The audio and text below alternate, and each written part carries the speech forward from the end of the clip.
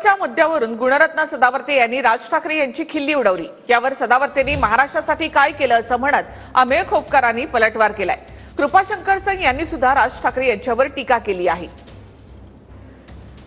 राज ठाकरेंवर काय बोलायचं, कारण मी म्हणेल राज ठाकरे तुम्ही एक करा, टोल टोल टन टन टोल टोल टना टना टन टोल टोल टन टना टन टोल के ऊपर, अरे टोल के ऊपर गिनो भाई, टोल के ऊपर गिनो भाई, टोल के ऊपर गिनो भाई। लेकिन लेकिन राज समझ लेना, इस राज के अंदर कभी भी भाषा के ऊपर अपनी राजनीति की रोटी ना सेकना।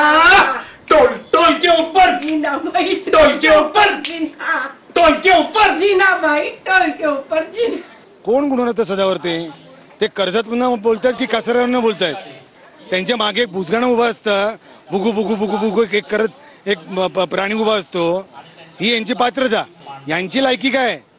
महाराष्ट्रासाठी यांनी काय केलंय? आज कशाला राजकारण करताय? आज रंगाचा बेरंगा कोणी करू नये।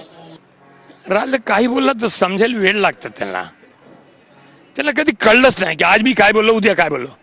राज ठाकरे मला वाटतं सकाळी उठता उठताना भांग वगैरे काहीतरी घेतात आणि एवढे भांग बिंग खाऊन मस्त राहतात। संध्याकाळी माझ्या बांधवांनो, माझ्या सगळे शिवसैनिकांनो काहीतरी करा, आणि ते काय वेगळा करतात समजत नाही। तो असा आहे, त्यांना काय सांगायचं। आज मैं चाहूंगा की त्यांना पण एक भांगचा गोळा पाठवायचा प्रयत्न करतो। तुमची लायकी नाही राज ठाकरे साहेबांवर टीका करण्याची, आणि जो कोणी राज ठाकरे साहेबांवर वैयक्तिक टीका करेल त्यांच्या कानाखाली आवाज निघेल। महाराष्ट्रात गप्प नाही बसणार। थेट इशारा आहे कृपाशंकर सिंह असं म्हणा नाही, कृपाशंकर सिंहाला इशारा देण्यात इतका तो काही मोठा राजकारणी नाहीये, त्यांची राजकारण पात्रता काय नाहीये। राजसाहेब म्हणतात तसं कृपाशंकर सिंह हा एक फेरीवाला आहे, आज ह्या पक्षात तर उद्या त्या पक्षात।